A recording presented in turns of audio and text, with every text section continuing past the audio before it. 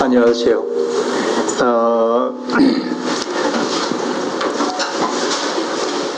이런 자리에 올 때마다 송구한 마음도 들고 또 감사한 마음도 들고 그럽니다. 이런 시대에 책을 읽는 사람들이 있다고 하는 게 굉장히 다행스럽게 여겨지기도 하고 또 제 글을 읽고 함께 얘기 나누기 위해 와주셔서 정말 고맙습니다. 또 여기 연세 지긋하신 어른들도 계신데 함께 해주셔서 대단히 감사합니다. 책을 읽는다는 것, 이런 시대에 참 귀한 일입니다마는 또 누구에게나 간단하지 않은 그런 일인 것 같은데요.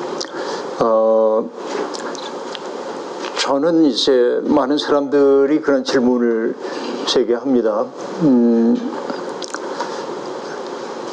설교를 잘할 수 있는 방법이 뭐가 있습니까? 그런데 글을 잘 쓸 수 있는 방법이 뭡니까? 이렇게 질문을 받을 때가 있는데 그 질문 받을 때마다 대답을 정성껏 하려고 애를 쓰긴 하지만 그러나 마음 깊은 곳에 저항감이 좀 있습니다. 왜냐하면은 글쓰기를 어떤 기술로 이해를 하는 경우가 제법 많이 있기 때문에 그렇습니다. 설교도 역시 마찬가지입니다. 중요한 것은 뭐냐면 우리의 내면 속에 많이 쌓아두는 것인데 내 속에 차곡차곡 뭔가를 쌓아둬야 나중에 그것이 내 속에서 글로 되어 나타나기도 하고 또 설교를 통해 나타나기도 하는 것이죠. 이게 이제 제 경험 가운데 하나입니다. 저는 조금 이제 우리 동기들보다 늦은 나이에 신학교에 입학을 하게 됐는데 그러다 보니까 다른 친구들이 당연하게 생각하고 있는 것이 제게는 하나도 당연하지 않은 것입니다. 그러니까 이해되지 않은 것은 물어야 하고 그 물음이 또 다른 물음을 낳고 그러다 보니까 그런 그 치열한 물음에 익숙하지 않았던 동료들은 제 질문을 굉장히 불편하게 여기곤 했습니다. 그러니까 저는 믿음 없는 사람처럼 보였고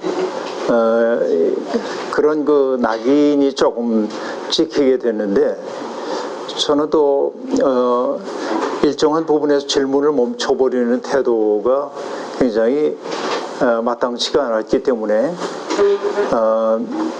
저는 신학교에 좀 재미가 없었어요. 그래서 바깥으로 이렇게 떠돌게 됐는데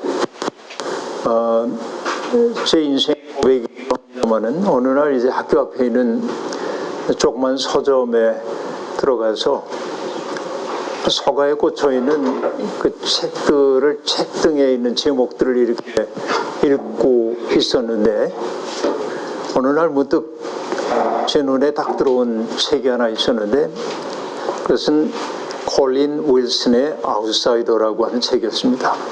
나의 실존적인 상황하고 똑같은 아웃사이더. 난 인사이더가 아니었던 거죠. 그냥 끄집어냈습니다. 그리고 이제 이렇게 보는데 책 날개에 이 저자에 대한 소개가 나오는데 영국의 비평가인데요. 윌슨이 그 책을 썼을 때의 나이가 23살인가 4살인가 그래요. 나하고 동년배 내 나이보다 한 불과 2-3살 많을 때 콜린 윌슨은 그 책을 써서 세계적 비평가가 됐습니다. 도대체 24살짜리 젊은이가 쓴 책이 여러 나라 말로 번역이 되고 또 굉장히 강한 도전을 주고 있다는 게 충격적으로 다가왔고 그 책을 이제 끄집어내서 처음부터 끝까지 책을 읽었습니다.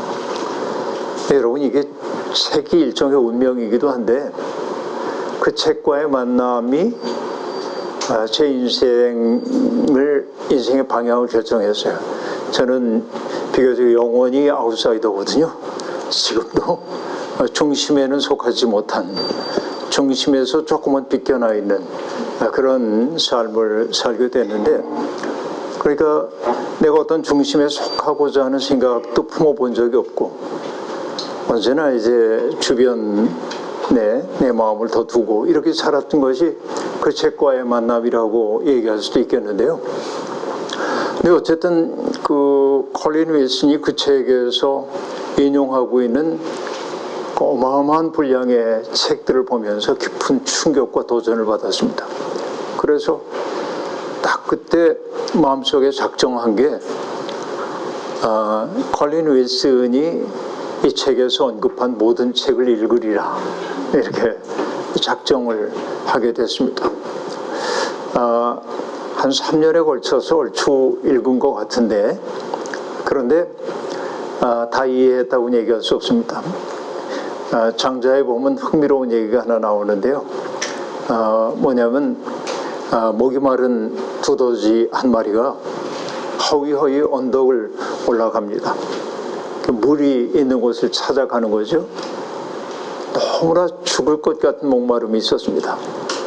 근데 언덕의 위에 딱 당도하는 순간에 언덕 아래에 황하강이 넘실거리며 흐르고 있는 겁니다. 그래서 이 두더지가 작정을 해요. 얼마나 목이 말랐든지 내가 저 물을 다 마시리라.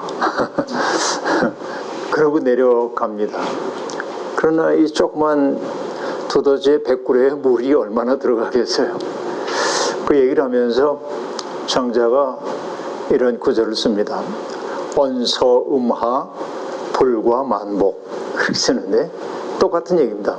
목마른 두더지가 물을 마시는데, 하천의 물을 마시는데 불과 만복, 제 배꼽을 채우는 것을 넘지 못한다, 이렇게 얘기합니다. 책 읽는 것도 똑같은 것 같아요. 동일한 책을 읽어도 어떤 사람은 그 속에서 굉장히 많은 것들을 읽어내는가 하면 어떤 사람은 뭐 남는 거 없는 경우도 있고 그런 거이죠. 그러니까 한 3년 동안의 독서 행위가 제게는 나름대로 만족감을 줬습니다. 왜냐하면 번역된 책들도 있었지만은 번역되지 않은 책들도 있었는데, 그 당시에는 청계천에 그 서점들이, 중고 서점들이 많았고, 또 삼각지 쪽에 가면 미군 부대에서 흘러나온 책들도 있고, 그래서 번역되지 않은 책들을 찾아다니면서 하나씩 거두어들일 때 그 수학의 기쁨이 보통 좋았던 게 아닙니다. 그래서 그 책을 읽어내고 뭐 이해는 잘하지 못했지만은 뿌듯해하고 그랬던 기억이 나는데요. 그러다 보니까 이제 책을 읽는 것이 저한테는 너무나 그 일상이 되어버리고 말았고, 그래서 저는 시대적 우울 속에서 어떤 그 시대적 책임을 져야 하는 젊은이이지만 한편으로는 그 일에 동참을 해가면서도 이제 정말 그 목마른 두더지처럼 많은 책들을 읽게 됐습니다. 근데 그때만 해도 내가 뭘 하겠다 하는 생각은 아무것도 없었죠. 그 당시에 이제 80년대 그 중반 이렇게 됐을 때 무크지 운동이 등장하고 또 문예 잡지들이 많이 창간되고 책들이 나오고 그러는데, 저는 그 개간지로 나오는 문예지, 무크지로 나오는 문예지 같은 것들에서 시인 소설가들이 쓰는 그 시와 소설들, 또 비평가들이 쓰고 있는 어떤 담론들, 이런 것들을 하나도 빼놓지 않고 읽으려고 좀 치열하게 읽었습니다. 근데 그 뭘 하자는 생각은 없었어요. 그런데 1990년에 그 제가 이제 그 이화여고 교목 생활을 마치고 청파교회로 가기 전에 몇 달 동안 공백이 있었습니다. 공백 동안에 제가 머물 장소가 없었어요. 그래서 아내하고 아이들은 처가에 보내놓고 나는 이렇게 이제 떠돌아야 했습니다. 그러다가 이제 많은 그 시인들, 소설가들, 비평가들하고 만나고 이야기하고 이런 과정들이 좀 있었는데, 그 무렵에 그 한국신학연구소에서 잡지 하나가 창간이 됐습니다. 살림이라고 하는 잡지였는데, 살림 잡지의 편집장이었던 이정희 선배가 기장분입니다만은 지금은 성공회에서 일하고 있고, 그분이 나보고, 야, 너 굉장히 많은 책을 읽었으니까 우리 잡지에 글 좀 쓰지. 그래서 뭐 내가 글을 써보지 않았는데 무슨 글을 씁니까? 내가 볼 땐 쓸 수 있을 것 같다고. 그래서 주제 넘게 시작한 글이 뭐냐면 한국 문학에 나타난 신앙에 대한 이야기를 이제 다루기 시작했습니다. 내가 소설을 분석하는 그 훈련을 받은 것도 아니고 글쓰기 훈련을 받은 것도 아닌데 무작정 이제 잡지에 글을 기고해야 하는 순간이었습니다. 그렇기 때문에 조금은 치열했습니다. 예를 들면 그 인천의 연안부두를 배경으로 하는 소설을 다뤄야 하면은 연안부두로 가요. 그 하루를 거기에서 배회하는 거야. 그 글 속에 등장하는 인물들처럼 그 분위기를 느끼기 위해서. 그러고 그 책을 여러 번 읽고 거의 밤을 새면서 이제 글을 쓰고. 근데 글 쓰는 일이 행복했어요. 왜 행복했냐면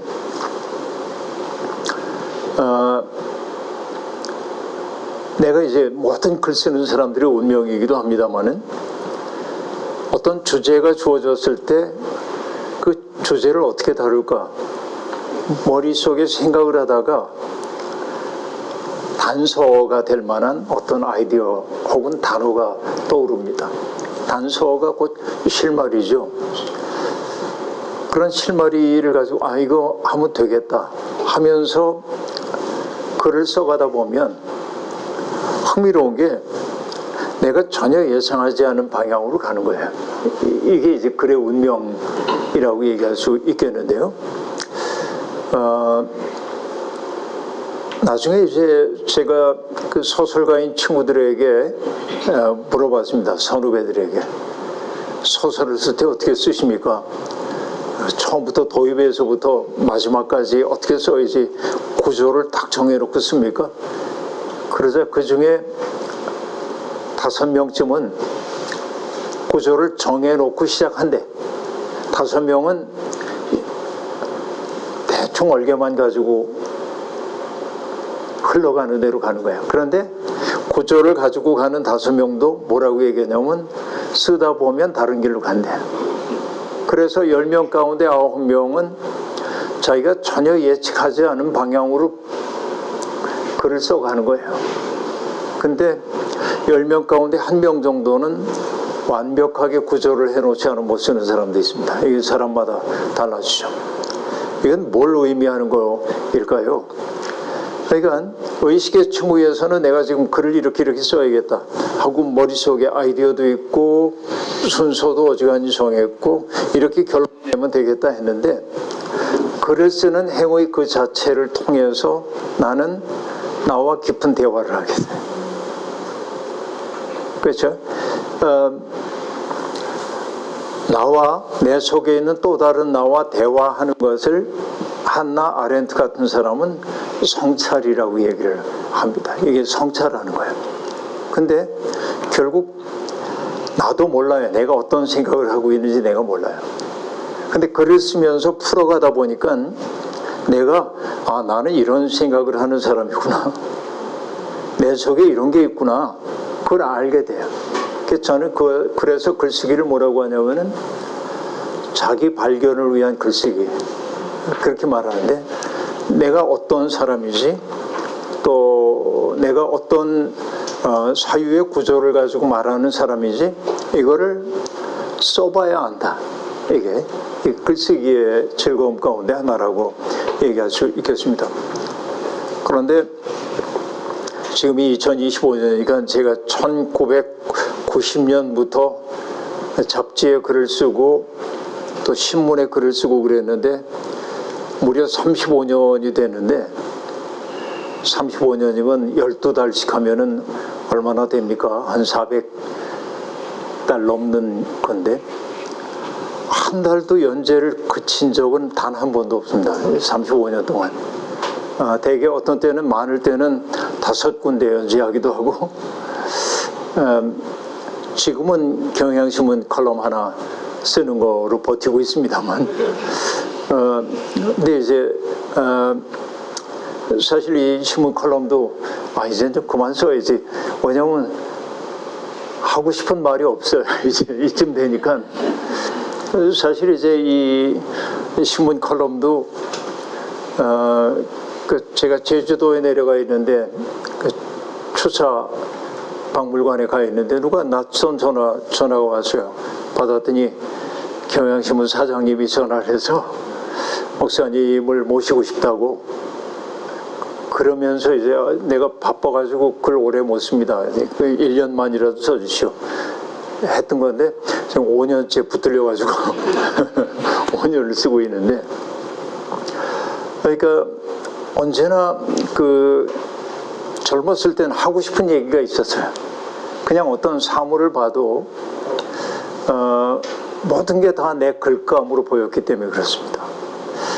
메리 올리버라고 하는 미국의 시인이 있는데 그는 자기의 일을 뭐라고 하냐면은 아침에 일어나 가지고서는 아침 식사를 하고 숲으로 가고 호수로 가고 그래서 숲을 관찰하고 동물들을 관찰하고 그게 자기 일이래. 그냥 빈둥거리는 것처럼 보여요. 근데 그 자료들을 가지고 있다가 그 자료들이 어떤 때는 시 속에 들어오기도 하고 어떤 건 버려지기도 하고 그러는데 많은 걸 모아야 된단 말이죠. 그러니까 글쓰기의 초창기에는 모든 게 글감으로 보여서요. 이렇게 생각하고. 근데 요즘은 좀 안 그래요. 가만히 있고 싶은 생각이 더 들고. 그래서 언제나 이제 마감이 다가오면 뭘 써야 되지? 이게 이제 마감이 주는 공포 가운데 하나인데, 근데 35년 동안 글을 쓰면서 마감을 어긴 적은 한 번도 없어요. 그러니까 편집자들에게 저는 꽤 좋은 작가입니다. 왜냐하면은 마감을 어기질 않으니까 뭐 죽이 되든 밥이 되든. 근데 어쨌든 초기에 비해서 이제 제 문장이 초기에는 약간 젠치하는 게 있잖아요. 문장의 밀도도 높고 그리고 멋있는 문장 만들려고 그러고 그랬습니다.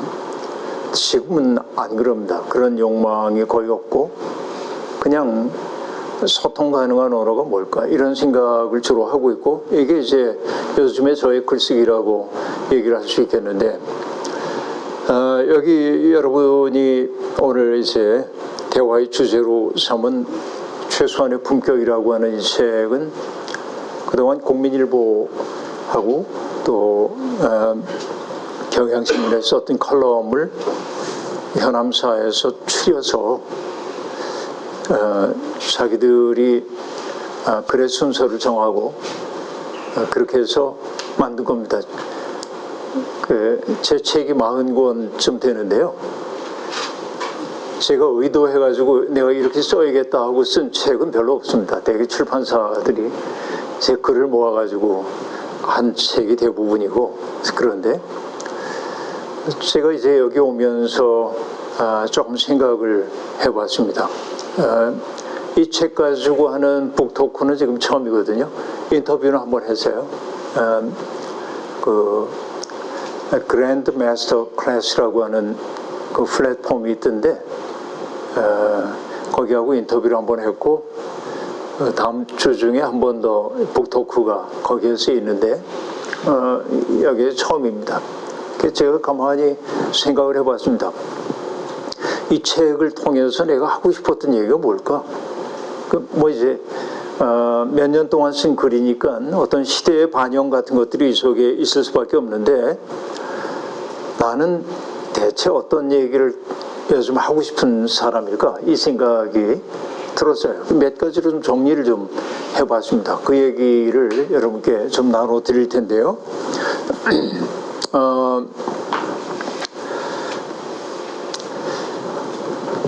저는 이제 우리 시대에 대한 진단부터 좀 얘기하자고 한다면 1755년이 무슨 일이 있었는지 혹시 기억이 나십니까? 아니요. 어제도 무슨 일이 있었는지 기억이 안 나는데 무슨 1755년에 예, 1755년이 포르투갈의 리스본 대지진이 일어났던 해입니다. 만성절을 앞두고 사람들이 이제 다 촛불을 밝히고 그러고 있을 때 대지진이 일어나가지고 집들이 다 불타고, 왜냐하면 그 만성절 촛불을 켜놨던 게 집집마다 다 촛불을 켜놨는데 그것 때문에 대화재가 난 거예요. 지진이 나면서.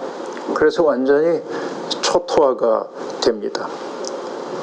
그래서 이제 그때 사람들은 그런 참극을 겪은 다음에 아주 강렬하게 갖게 되는 생각이 뭐냐면, 인간이 자연 앞에서 참 무기력하구나.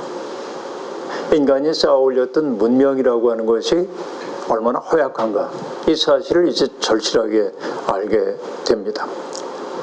그러니까 그동안은 사람들이 알게 모르게 세상은 신이 창조했고 신의 피조물인 우주 만물이 내재적으로 선하다. 이 생각이 사람들 속에 근본적으로 있었던 것입니다. 그런데 자연은 신의 숨결 속에 있기보다는 언제라도 차가운 모습으로 인간을 공격할 수 있다는 사실을 알면서 사람들이 인간이 가지고 있는 이성의 능력을 가지고 자연을 통제해야 한다는 생각이 등장합니다.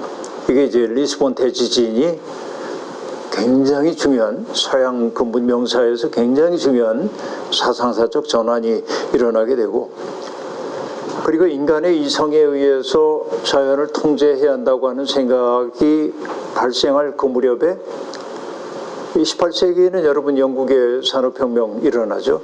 예, 감리교의 웨슬리 운동이 일어났던 산업혁명의 맹아가 막 자라나던 때고, 웨슬리의 그 선교 활동의 중기 후기로 갈 때가 산업혁명이 막 일어날 그때입니다. 그러니까 인간에 대한 낙관론 같은 것들이 많아지기 시작했고, 19세기로 들어오면서 인간은 못할 일이 없는 것처럼 보여서 이성의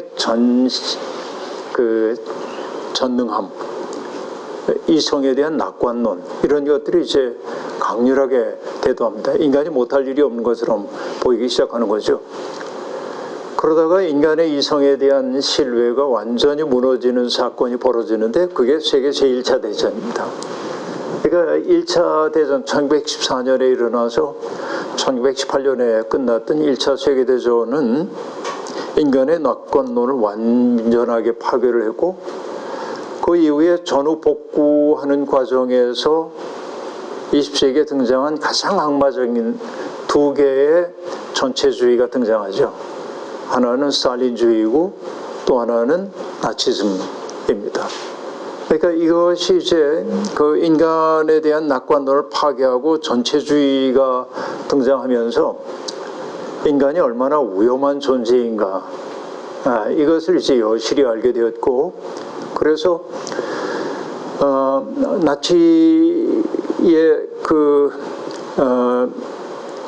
수많은 유대인들을 박해하고, 유대인 집시, 장애인들, 성소수자들, 이런 이들을 정말 엄청 죽였죠. 유대인만 죽은 게 아니라 수많은 사람들이 죽었고, 그 무렵에 이제 우리가 알다시피 그 미국에서도 우생학 같은 것들이 등장해서, 사이비과학입니다만, 그러니까 인류에 도움이 되지 않은 사람들은 태어나지 못하게 한다는 우생학들이 막 생겨나고, 이러면서 이제 인간이 얼마나 위험한 존재인가 하는 것들이 그대로 드러나게 되었습니다.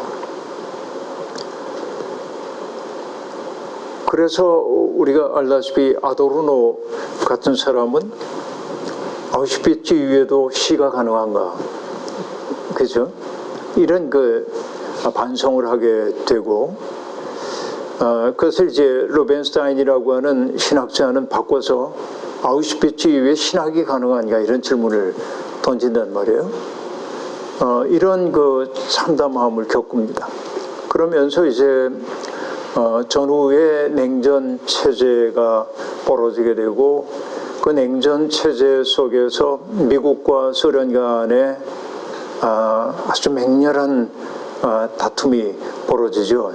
미소로 상징된 두 개의 세계가, 그러니까 소련이 우주선을 먼저 띄워올리는 것 때문에 미국이 충격을 받고, 그러니까 어마어마한 과학의 투자들이 벌어지면서 그 부산물로 나오고 있는 과학적 이기들이 인간의 삶을 무한하게 편하게 만들어가는 그런 세상이 열리게 됩니다. 근데 그것은 동시에 뭐냐면 생태계 파괴라고 하는 아주 악마적 부산물을 낳게 되는 것이죠. 그 때문에 오늘을 우리가 얘기할 때, 시대 구분을 얘기할 때 지금 우리가 안트로포신 그렇게 얘기한단 말이에요. 안트로포라고 하는 것은 인간을 뜻하고, 신은 세대를 얘기한다고 보면, 인간의 활동이 우리가 살고 있는 지구에 어떤 부정적인 압도적인 영향을 끼치고 있고, 그 때문에 인간으로 말미암아 제5의 멸종 사태가 올 수 있다고 하는 경고가 지금 주어지고 있는 데가 지금입니다. 어떤 이들은 안트로포신이라고 하는 이 말이 적절한 조어가 아니라고 얘기합니다. 왜냐하면은 모든 인간에게 책임을 묻는, 그렇죠? 그러니까 누릴 건 부유한 사람들이 누리고 책임은 공유하는 이런 나쁜 언어이기 때문에 자본세, 카프탈로신이란 말로 바꿔야 한다고 얘기하고 있는데, 어쨌든 탐욕적인 성장 논리가 세상을 굉장히 위험한 곳으로 바꾸고 있고, 오늘 우리의 삶의 자리는 바로 거기에 있다라고 하는 얘기입니다. 자, 이런 상황 속에서 우리가 던져야 할 질문은 뭐냐면, 인간이란 도대체 무엇인가? 라는 질문입니다. 임마누엘 칸트가 세 개의 비판서를 썼는데, 인간은 무엇을 알 수 있는가? 이게 순수 이성 비판입니다. 인간은 무엇을 하여야만 할까? 실천 이성 비판입니다. 인간은 무엇을 아름답다고 혹은 숭고하다고 느끼나? 판단력 비판입니다. 근데 이 세 가지의 비판서를 통해 칸트가 답하고자 했던 단 하나의 질문이 있다고 한다면, 그렇다면 그런 물음 앞에 서 있는 인간이란 누구인가? 라는 질문입니다. 그러니까 바로 우리들이 인간이라는 게 도대체 뭐냐? 그러니까 인간을 규정하고 있는 수많은 인간론들이 있습니다. 근데 그 얘기는 수많은 인간론이 있다고 하는 건 어느 누구도 인간이 무엇인지에 대해서 정확하게 얘기할 수 없다는 얘기죠. 마치 우리가 하나님에 대해서 규정할 수 없는 거하고 똑같습니다. 인간도 규정될 수 없는 존재인 거죠. 인간은 그럼 뭐라고 할 수 있을까? 자기의 존재에 대해서, 존립 근거에 대해서 질문하는 존재가 인간인지도 모릅니다. 그러니까 이게 이제 인간이라고 얘기하는데, 그런데 자기에 대해서 질문하는 건 고단해.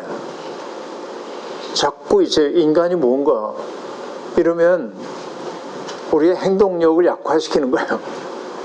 그냥 공격 앞으로 그러면 좋을 텐데 내가 꼭 공격해야만 하나? 뭐 이렇게 하면 안 돼. 그죠? 그러니까 사유하는 인간들은 멈칫거린단 말이죠. 근데 자본이 지배하고 있는 세상은 멈칫거리는 사람들 안 좋아해.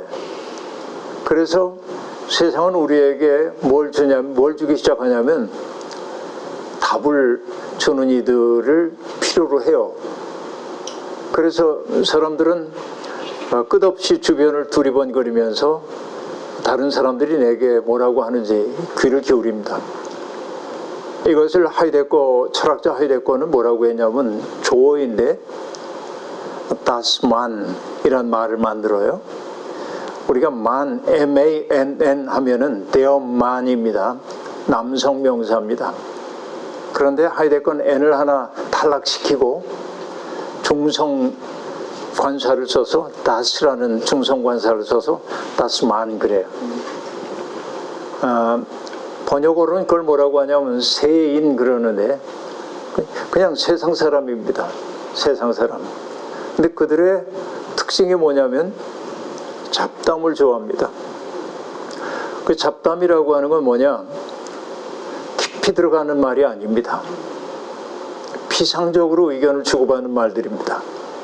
그리스 철학식으로 얘기하면은 독사라고 얘기하는데, 그러니까 그냥 견해야. 그 사람들은 많은 언어를 씁니다. 근데 그 언어를 통해서 깊은 진실 속으로 가려 하지는 않아요. 그냥 이렇게 언어를 소비할 뿐입니다. 또 하나 그들의 그 세인들의 관심 가운데 하나는 호기심입니다. 이것도 비상적인 거예요. 그러니까 뭔가 스쳐 지나가는 것들에 대한 호기심이 많아요. 이렇게 둘러봅니다. 두리번. 그렇죠? 어떤 것 속으로 깊이 가지는 않죠. 그리고 하이데거가 얘기합니다. 세인의 또 다른 특색은 평균적 일상성, 이렇게 말하는데, 그 말은 뭐냐? 남들이 하는 건 나도 다 해야 돼. 그러지 않으면 내가 불행하다고 느껴요. 자, 이것이 어떻게 보면 그 세인들의 그 모습이 자본주의를 돌아가게 만드는 일종의 동력입니다. 그러니까 우리가 이제 자본주의에 대한 이야기 나눠볼 수 있겠습니다만, 자본주의가 만들어내야 되는 것은 욕구가 아닙니다. 자본주의는 불만족을 만들어냅니다. 예를 들면 내가 이 물건을 갖고 싶어가지고 돈을 꼼꼼히 모아가지고 이 물건을 샀어. 그래서 너무 행복해. 그래서 이 행복 속에 내가 오래 머물러 있으면 자본주의는 안 돌아가요. 이걸 내가 딱 소유하는 순간 이게 구닥다리가 되도록 만들어야 돼. 그래서 여러분, 자본주의의 강령은 뭐냐면, 그 자본주의 강령의 10계명의 첫 번째 죄가 뭐냐면 신상을 구배하지 않는 게 죄입니다. 그래서 우리 이제 독서 모임에서도 읽었던 책이 있는데, 향모를 따오며라고 하는 로빈 월 키머러라고 하는 사람이 자기가 속해 있던 부족 오난가다라고 하는 부족의 이야기를 들려주면서 아주 그 재미나는 얘기를 하는데, 자기 부족에는 이런 게 있대. Thanksgiving Address라는 게 있는데, 그 아이들이 학교에 오면은 감사 연설을 하는 거예요. 오늘 우리에게 햇빛을 주셔서 감사합니다. 우리에게 시원한 바람을 주셔서 감사합니다. 흐르는 내 물에서 즐길 수 있게 해주셔서 감사합니다. 새들의 노래소리를 듣게 해주셔서 감사합니다. 대지가 우리를 받아줘서 고맙습니다. 이 이제 Thanksgiving Address를 하는 거예요. 그러면서 로빈 월 키머러가 하는 얘기가 뭐냐면, 감사하는 마음과 자족하는 마음은 자본주의 세상에 대한 가장 강력한 저항이다, 이렇게 얘기를 한단 말이에요. 그러니까 감사하는 인간은 재수 없는 인간이에요. 자족하는 인간은 재수 없는 인간이에요. 이게 자본주의 세상의 작동 원리라고 얘기할 수 있겠습니다. 그러다 보니까 늘 그 불만족 속에 있고, 그러니까 우리는 뭐냐면 욕망의 쳇바퀴 얘기하는데, 이걸 다른 방식으로 한번 얘기를 해보면은 우리 인생이 이 지점에서 저기 목표를 향해 가는 것 줄로 알고 달려가고 있는데, 가다 보니까 원점이에요. 트랙 위를 달리고 있어. 200m 트랙을 달리는 거야. 난 앞으로 달린다고 생각했는데 가보니까 원점이야. 늘 불만이 우리 속에 있는 겁니다. 그러니까 우리는 행복하다고 느끼지 못해요. 이게 오늘의 삶이 되었습니다. 또 하나 얘기할 수 있는 게 뭐냐면, 인간과 공간의 관계입니다. 어떤 얘기냐면, 공간적으로 넉넉한 곳에 있는 사람은 타자들에 대해서 너그러울 가능성이 있습니다. 허용치, 조금 다가와도 괜찮아. 근데 이렇게 좁은 곳에 있다 보면 굉장히 짜증납니다. 그래서 우리가 그 신영복 선생님 감옥으로 사색 거기에 보면 징역살이 얘기하면서 사람들은 겨울 징역살이 힘들다고 하지만 자기는 여름 징역이 너무 힘들었다. 왜냐하면 더운 것도 더운 거지만 옆에 있는 사람을 죽이고 싶은 거야. 너무 더우니까 살해 욕구가 생겨나는 거야. 근데 겨울에는 너무 추우니까 옆에 사람의 체온이 너무 좋아. 기가 막힌 얘기잖아요. 그러니까 이 좁은 공간 속에 이렇게 살다 보면 내 마음이 협소해질 수밖에 없어요. 허용치가 줄어들고 이렇게 되는 것이죠. 그러다 보니까 타자들을 밀어내기 시작하는 거예요. 그러니까 이런 것을 뭐라고 얘기하냐면 우리 삶이 개별화되는 겁니다. 모든 사람들의 삶이 이제 개별화되어 가지고 이걸 더 다른 말로 얘기하면 각자 도생의 세계. 아무도 내게 책임져 주지 않아. 내 삶에 대해서. 이게 오늘을 살고 있는 우리의 삶의 모습이라고 얘기할 수 있습니다. 그런데 인간이 가장 인간다울 때는 언제냐면 내 곁에 있는 타자들에게 책임을 느낄 때입니다. 이게 성경이 일관되게 우리에게 보여주는 이야기입니다. 에덴 동산 이후에 하나님이 동생 아벨을 죽인 가인을 찾아오셔서 던졌던 질문이 내 동생이 어디 있느냐 하는 질문이었는데 가인은 퉁명스럽게 내가 내 동생을 지키는 자입니까? 라고 대답을 합니다. 하나님은 거기에 대해서 가타부타 얘기 안 하지만 그러나 하나님의 말없음표 속에 담겨있는 대답은 그래 나는 너를 내 형제를 지키는 자로 만들었다 이겁니다. 타자에 대한 책임, 이야말로 나를 나대게 하는 존재인 것이죠. 우리가 레비나스라고 하는 철학자 얘기도 우리 독서 모임에서 잠깐 얘기를 나누었는데 이분은 나치에서 아주 고통을 받았던 경험이 있기 때문에 인간은 홀로 살 수 없다는 걸 알고 인간이 가장 인간다운 것은 뭐냐면 내 앞에 절대적 타자로 서 있는 사람에게 어떻게 응답하느냐가 인간을 인간으로 만들어요. 그러니까 내 앞에 있는 존재는 너는 어떤 존재인가 라는 물음표로 내 앞에 있어요. 그에 대한 책임을 다해야 돼. 이게 인간이 되는 길이라고 얘기할 수 있겠습니다. 그래서 성사적으로 얘기하면 이렇게도 얘기할 수 있겠는데요. 제가 조나선 섹스라고 하는 영연방 유대인 라피로부터 배운 겁니다. 그의 책, 지금은 그 책이 번역된 것 같긴 합니다만 그 책 제가 처음 이렇게 접했을 때 약간 충격적이었어요. 어떤 얘기냐면 이런 질문을 던집니다. 노아도 순종의 챔피언이고 아브라함도 순종의 챔피언인데 하나님은 왜 노아가 아니라 아브라함을 통해서 이스라엘의 새로운 역사를 시작하셨나 이 질문이에요. 근데 보면은 노아는 그 시대에 흠없는 사람, 당대 의인입니다. 새로운 인류 시작할 만도 하잖아요. 그에게. 아브라함도 떠나라 할 때 과감히 떠났습니다. 그런데 왜 노아가 아니고 아브라함인가? 근데 조나선 섹스는 이렇게 얘기합니다. 아브라함에게는 있고 노아에게는 없는 게 하나 있었대. 그게 뭐냐면 타자에 대한 책임입니다. 노아는 하나님이 세상을 멸망시키겠다고 했을 때 그냥 억셉트 합니다. 하나님의 뜻이라면 이루어지이다 그런 태도이죠. 그런데 우리가 창세기 18장에 보면은 하나님이 소돔성에서 들려오는 소리를 들으시고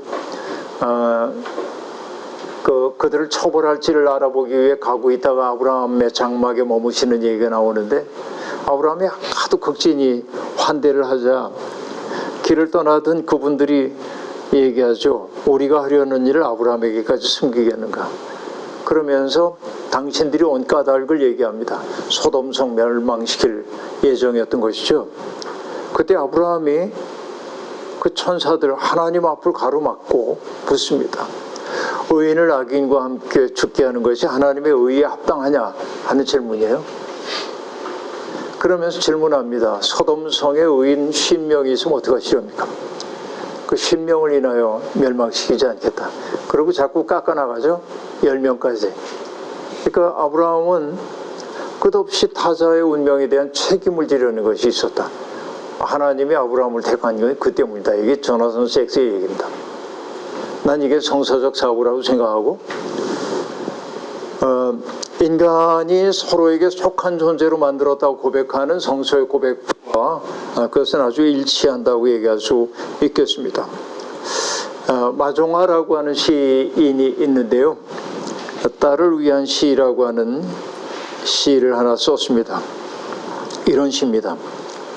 한 시인이 어린 딸에게 말했다. 착한 사람도 공부 잘하는 사람도 다 말고 관찰을 잘하는 사람이 되라고. 겨울 창가의 양파는 어떻게 뿌리를 내리며 사람은 언제 웃고 언제 우는지를. 오늘은 학교에 가서 도시락을 안 싸온 아이가 누구인가를 살펴서 함께 나누어 먹으라고 이렇게 말합니다. 이게 딸을 위한 시인데요. 그러니까 인간이 된다고 하는 것은 얽혀 들어가는 것, 그지? 타자의 운명 속에 들어가는 것을 얘기하는 것이죠. 근데 오늘 우리는 그런 인간론을 많이 잊어버리고 있습니다.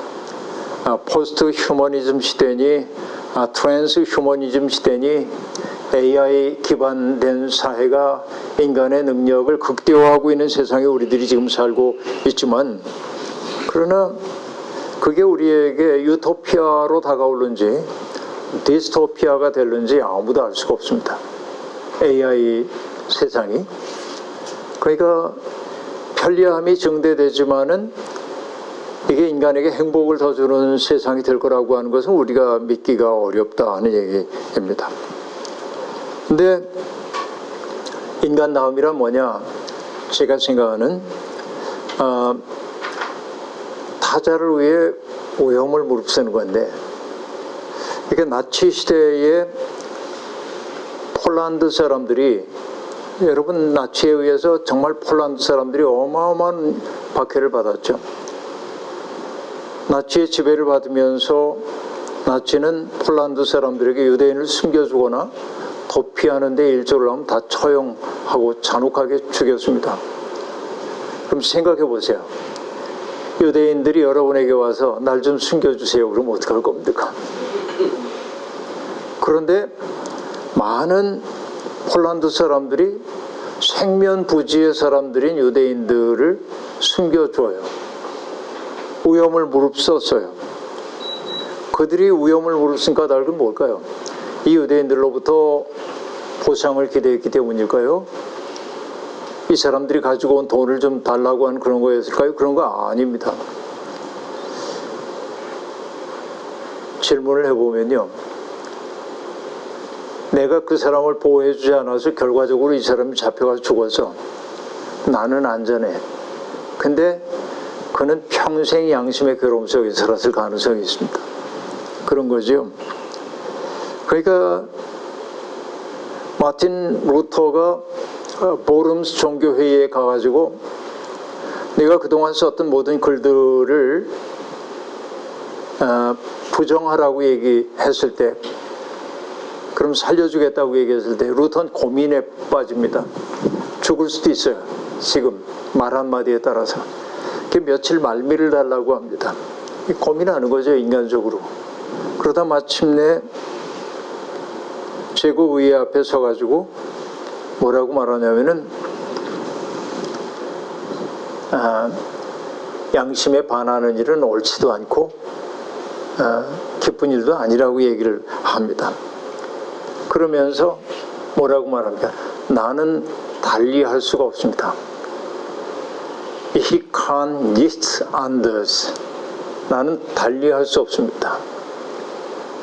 그러면서 얘기하죠. 하나님이여, 내가 여기에 있습니다. 나를 도우소서. 이게 이제 유명한 얘기잖아요, 루터가. 그 바로 이런 것 있죠. 인간이 된다고 하는 것, 그것은 바로 이런 것. 누군가와 얽혀 들어가고 누군가를 책임지기 위해서 나를 위험에도 빠뜨리기도 하는 것이 인간다움이죠. 바로 이것이 예수님이 보여준 삶이기도 합니다. 우리가 흔히 예수가 우리의 모든 죄를 대속하기 위해 십자가를 지셨다고 얘기합니다. 그거는 찬양하면서 바로 그 삶이 우리에게도 요구된다고 하는 것은 우리가 잘 생각을 안 하죠. 그런데 예수를 참 인간, 참 하나님이라고 하는 까닭은 결국 인간다움이 뭔지를 예수님이 극한적으로 보여주셨기 때문이라고 얘기할 수 있겠습니다. 자, 여하튼 여러분, 오늘 우리가 살고 있는 이 세상은 선택의 자유가 무한하게 열린 것처럼 보이지만은 아까도 얘기한 대로 사실은 자본이 만들어 놓은 트랙 위에서 달리고 있고 불만족 위에서 작동되는 자본주의의 원리 속에 우리는 충실할 수밖에 없는 삶 속에 살고 있다 하는 얘기. 그래서 칼 폴라니가 얘기한 대로 악마의 맷돌이 돌아가는 세상이다. 이건 악마의 맷돌이라는 게 뭐냐면 인간이 그동안 인간에게 소중하다고 생각했던 모든 가치들을 맷돌에 집어넣고 들들들 갈아가지고 뭐 하냐면은 나오는 결과물은 이익이어야 해. 우정도 사랑도 그죠? 인간이 가지고 있는 자유도 정의에 대한 감성도 그렇죠? 세상에 대한 경탄도 그 모든 것들을 맷돌에 집어넣고 상품으로 만들어서 이익을 만들어내야 하는 거예요. 이거를 칼 폴라니는 악마의 맷돌 그랬어요. Devil's Mill, 악마의 맷돌이라고 얘기합니다. 그래서 지금 우리 시대에 정말로 필요한 것이 있다고 한다면 뭐냐면 돈으로 할 수 없는 일들에 관심을 기울여야 한다. 이게 인간다운 삶을 보장할 거다. 그래서 약자를 돌본다든지 혹은 내가 살고 있는 마을 공동체를 아름답게 만들기 위해서 대가를 바라지 않고 헌신한다든지 우정의 공동체를 만든다든지 그래서 서로의 필요와 호의에 기대는 공동체를 만드는 것들이 정말 이 시대에 하나의 해독제이겠다 하는 생각을 저는 해보고 있습니다. 지금 저 책이 보이는데요. 김신환 권사님 바로 뒤에 오웰의 장미입니다. 5월이 아니라 장미꽃 하나 보이죠? 리베카 솔릿. 저 재미있는 책이거든요. 그런데 그 책에서 리베카 솔릿이 한 말이 있어요. 장미는 정치적으로 아무 쓸모가 없어 보이지만 억압의 시대에 기쁨을 추구하는 것은 바로 정치적인 행위가 될 수 있다. 오웰이 세계대전 벌어지고 막 폭격이 일어나고 그럴 때 런던 근교에 있는 자기 집에 장미를 갖고 오거든요. 리베카 솔릿이 그 장미가 남아있는지를 보기 위해 찾아가. 그러면서 얘기가 전개돼요. 저 책이. 굉장히 재미있는 책입니다. 그러니까 우리가 생각해 보면은 시국이 어떤데 그런 짓을 하고 있어? 뭐 이런 얘기들도 많이 하고요. 정원이나 갖고 있고 말이야. 그런데 레베카 솔릿은 바로 오웰이 심었던 장미야말로 그 시대를 살아가는 가장 큰 지혜고 저항이었다고 얘기하는 거지. 난 너에게 폭력의 세계에 의해 짓눌리지 않을 거야. 난 짓눌리지 않을 거야. 난 여전히 나답게 인간답게 사는 길을 찾을 거야 하는 그런 얘기입니다. 결국 이 시대에 우리들에게 필요한 것 그건 뭐냐면은 저는 돈이 주인 노릇하는 세상이 우리에게서 빼앗아 갔던 것을 역으로 되찾는 작업이 필요하다. 그게 뭘까요? 자본주의 세상이 인간에게 제일 먼저 박탈하는 것이 뭐냐면 경탄의 능력입니다. 뭔가를 바라보고 놀라고 기뻐하는 능력을 잃어버립니다. 오늘 우연히 유튜브를 이렇게 보는데 유튜브에 뭐가 나오냐면 생전 처음 비를 맞는 아이. 그래서 아빠가 아기를 이렇게 이제 아장아장 걷기는 아장아장 걸어요. 그 아이를 이렇게 품에 안고 비가 억수로 쏟아지고 있는데 애한테 얘기를 해. 아우개야, 이게 비가 이렇게 내리는 건데 한번 좀 맞아볼까? 얘는 영문을 잘 몰라요. 근데 애를 안고 아빠가 쏟아지는 빗줄기 속으로 탁 들어갑니다. 그래서 소리를 지니까 얘도 갑자기 이제 몸을 탁탁탁 치는 비, 그 아빠 품에 안기니 너무 재밌잖아. 얘 깔깔깔깔 웃어.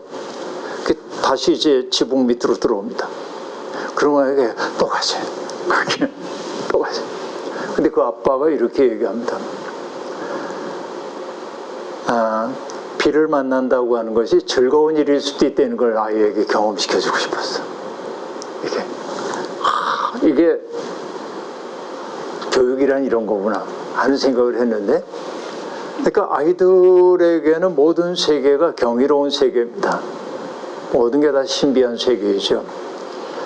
근데 우리는 모든 거 다 신비하게 봤어요. 어느 시인이 이렇게 얘기해요. 애 크는 얘기하면서 애는 황소를 보고도 엄마 그러고, 구름을 보고도 엄마 그러고, 소나무를 보고도 엄마 그러고 뭐 멍멍이를 보고도 엄마 그러고, 애 말 배울 때 그러잖아요. 야 엄마 엄마 엄마 그러잖아요. 그러면서 그 시인이 하는 얘기가 이럽니다. 그렇지, 그런 것들이 다 우리를 키우는 거지. 이게 신비한 세상 아닙니까? 우리가 살고 있는 이 세상이. 우리가 이제 홍순관이라고 하는 노래꾼 알고 있습니다마는 뭐 사란톨의 무게라고 하는 노래를 불렀는데, 손바닥 위에 사란톨 올려놓고 무게를 달아본다는 겁니다. 그까지가 얼마나 되겠어요? 그런데 이 시인은 전혀 다른 소리를 하죠. 여기는 햇빛도 들어오고 바람도 들어오고 농부의 땀방울도 들어오고, 그죠? 그러니까 이걸 다 하다 보니까 그 사란톨의 무게는 농부의 무게이고, 더 나아가서는 온 우주의 무게라는 거지. 이게 신비한 거죠, 그 세계. 근데 여러분, 얼마나 한심한 얘기입니까? 돈 때문에 사람을 죽이기도 하는 사람들이 볼 때는 뭐 쌀 한 톨의 무기 헛소리를 하고 있어. 이현주 목사님의 시 가운데 그런 게 있더군요. 따뜻한 물에 유자차를 풀어 마신다. 지난 여름 아무도 몰래 내려앉았던 햇살을 풀어 마신다. 이렇게 얘기했단 말이에요. 그러니까 여러분, 유자차 한 잔을 마십니다. 아무것도 아니에요, 유자차. 우리는 관심이 뭐예요? 이게 어디서 나온, 그죠? 이게 풀무원에서 나온 거예요? 맛있네? 이런 게 이제 우리 관심이에요. 그런데 이 시인은 뭐냐면 그 유자차 하나 속에 지난 여름 아무도 몰래 내려앉은 햇살을 보는 거고 풀어 마시는 거, 이게 신비한 거지. 경탄의 능력이죠. 제가 어디 가나 하는 얘기입니다만, 나태주 시인의 풀꽃이라고 하는 시를 보면은 뭐 자세히 봐야 예쁘다, 오래 바라봐야 사랑스럽다, 너도 그렇다 그럽니다. 그런데 그 시는 우리 문명의 역상을 보여준다. 왜? 우리는 자세히 볼 시간도 없고, 자세히 볼 마음도 없고, 오래 볼 시간도 없어요. 그래서 너의 존재도 내게 귀하게 안 여겨져. 그러니까 인간이 가난해져서 이 궁핍한 시대에, 이거 펠더린이라고 하는 시인의 말이기도 하죠. 궁핍한 시대입니다, 지금. 경제적으로 궁핍하다는 얘기가 아니고, 세계에 가득 차 있는 신비를 볼 수 있는 눈이 우리에게 없기 때문에 그럽니다. 그 눈을 되살려야 한다. 윌리엄 블레이크의 시 순수의 전조라고 하는 시에서 블레이크는 그렇게 얘기하죠. 하늘의 모래 속에서 세계를 보고 들꽃 한 송이에서 천국을 보며 당신 손바닥 안에서 무한을 붙잡고 한 시간 속에서 영원을 붙잡으라. 그렇게 말합니다. 그렇죠? 우리 시대에 회복되어야 하는 것, 바로 경탄의 능력이다. 제 글 속에서 계속 하고 싶은 얘기들이 그런 겁니다. 우리의 삶의 무한한 신비라고 하는 것. 근데 결국 그러기 위해서 가장 중요한 것 가운데 하나가 뭘까요? 저는 언어의 회복이라고 생각합니다. 우리 시대의 언어라고 하는 게 너무 타락해 있기 때문에 그렇습니다. 저는 이제 농담조로 얘기를 하는데요. 하나님이 아담이 혼자 있는 걸 쓸쓸하게 여기시고 돕는 짝을 만들어 주겠다면서 흙으로 동물들을 만들어서 아담 앞에 이끌고 오십니다. 그리고 성경이 얘기합니다. 아담이 부르는 것이 이름이 되었다라고 말합니다. 그 아담은 개, 돼지, 닭, 꿩, 소 이렇게 이름을 붙여요. 무뚝뚝하죠? 그런데 하와가 나타났을 때 아담이 돌연 글쓰기에 비약을 합니다. 엄청난 비약을 경험하게 되는데 이제야 나타났구나 이 사람. 뼈도 나의 뼈, 살도 나의 살, 남자라 했으니 뭐예요? 남자에게서 나왔으니 여자라 이렇게 얘기합니다. 시죠. 그런데 인간이 낯선 존재 앞에서 터뜨린 첫 번째 문장이 사랑의 고백이에요. 그 얘기는 이건 사실 그 언어 철학하고 관계없지만 신학적 언어학이라고 생각하고 나는 언어의 본질이 뭐라고 생각하냐면 사랑이다. 뭐 하는 거냐? 연결하는 거야. 연결하는 거야. 언어를 통해 우리는 경험을 공유합니다. 언어가 타락하면 안 됩니다. 어떤 얘기냐면 예를 들어서 이제 우리 윤 목사님 앞에 있는 티가 하나 있는데 무슨 티인지 몰라 이름을. 이렇게 맛봤는데 뭔지 모르겠어. 돌아가면서 다 마십니다. 이게 무슨 맛이지? 익숙하긴 한데. 김인철 목사님이에요. 아 이거 카모마일이네요. 하고 얘기하면 그 순간 맞아. 그러지 않아요? 누군가가 규정해줘야 알잖아요. 이게 언어입니다. 그러니까 인간의 위대한 까닭은 뭐냐면 그 언어를 통해서 경험을 공유할 수 있기 때문에 그런 겁니다. 그러니까 이 언어라고 하는 것은 그런 누군가의 언어를 통해서 우리가 연결되어 있음을 느끼게 만드는 거예요. 이게 언어의 본질입니다. 그런데 언어가 어느 순간에 권력으로 변합니다. 이 대표적인 얘기가 뭐냐면은 바벨탑 사건입니다. 언어가 하나밖에 없었대. 이 얘기를 보면서 어떤 사람들은 좋았겠다. 영어 공부 안 해도 되고 그렇게 얘기하는데 언어가 하나밖에 없었다는 얘기를 그 성경 구절이 탄생했던 맥락에서 보자고 한다면 제국의 언어를 얘기하는 겁니다. 우리가 독재자를 얘기할 때 영어로 딕테이터라고 얘기하는데 딕테이터는 혼자 말하는 사람입니다. 지금 제가 독재자가 된 것 같아요. 혼자 말하고 있어요. 그러니까 우리도 알죠. 어떤 사람이 자기 권한을 가지고 사람들을 막 이렇게 누르는 사람이면 그 사람이 말하기 전에 딴 사람이 말 못해. 말을 독점하는 거예요. 이게 독재자입니다. 근데 언어가 하나밖에 없었다는 건 그겁니다. 우리도 그런 시대를 거쳐왔어요. 총화 단결. 다른 생각 가지고 있는 사람은 문제예요.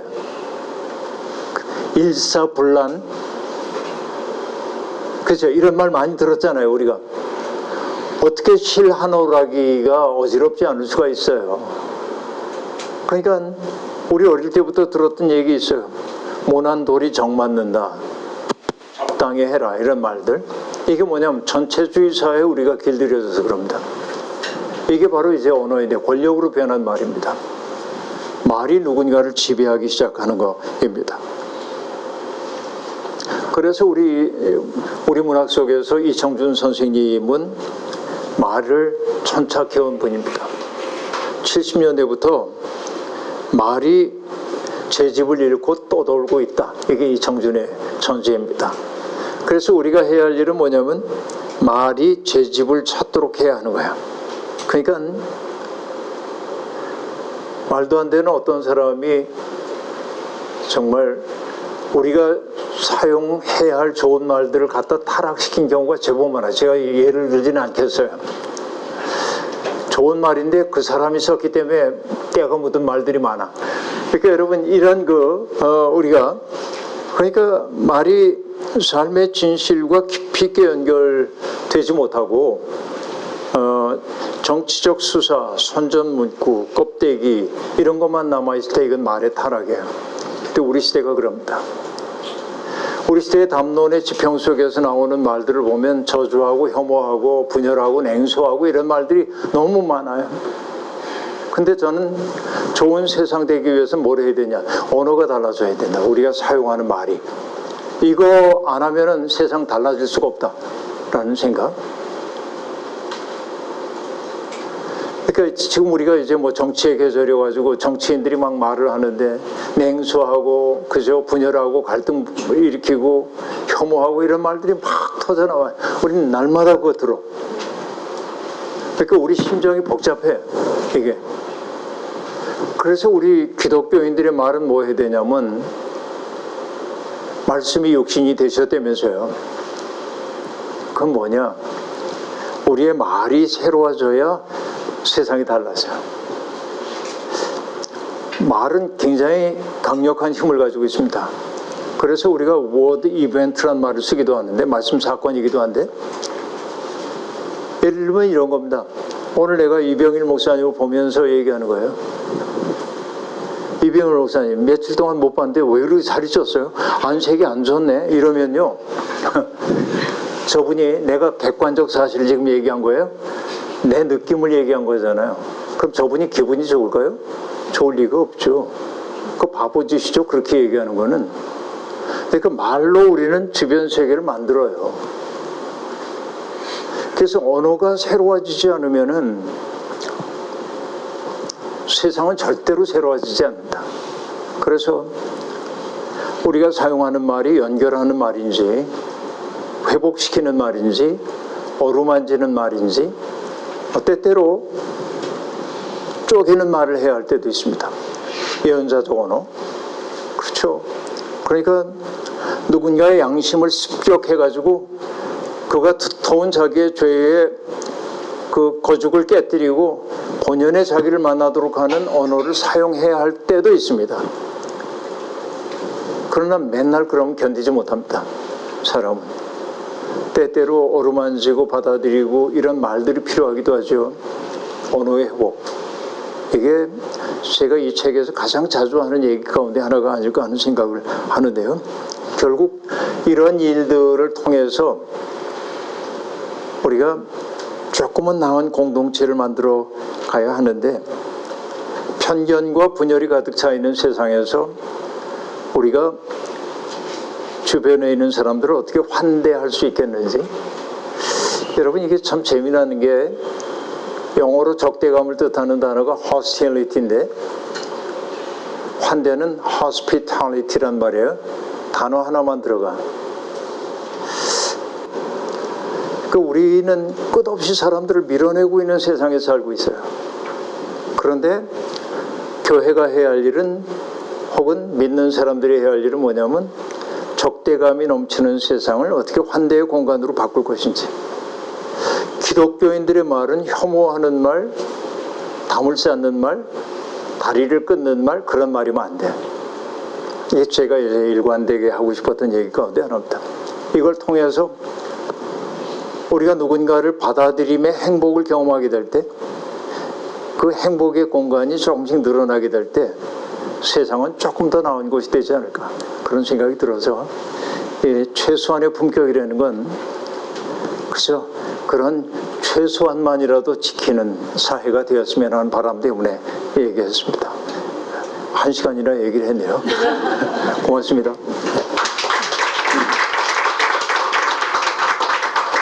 네, 1시간을 지켜주셨습니다. 1시간 동안 말씀 주셨는데 제가 김기성 목사님의 말씀을 듣다 보니까 이런 질문을 여러분들에게도 던지고 싶네요. 여러분들은 행복하게 사십니까? 만족하십니까? 경탄하며 사십니까? 우리가 만약에 그럴 수 있다면 그래도 자본주의 시대를 살아가면서 자본주의의 종이 되지 않고 살아가는 그런 존재가 아닐까 하는 생각을 합니다. 김기성 목사님하고 책 굉장히 꽤 오랫동안 읽었어요. 그래서 많이 읽었고 열심히 읽었습니다. 김기성 목사님이 다 기억나는 건 아니라고 하는데 그게 제 경우에 해당하는 거라고 생각합니다. 다 기억나진 않지만 참 많이 읽었고 많이 생각도 많이 했는데 하루는 목사님도 책 읽고 늘 책 손에 가지고 계시거든요. 그래서 목사님도 혹시 책 읽고 싶지 않으실 때가 있어요? 그랬더니 그러면 책 읽고 싶지 않을 때가 있습니다. 그래서 굉장히 궁금해가지고 눈이 뜬그레져가지고 그러면 그때는 뭐 하세요? 그랬더니 그냥 읽습니다.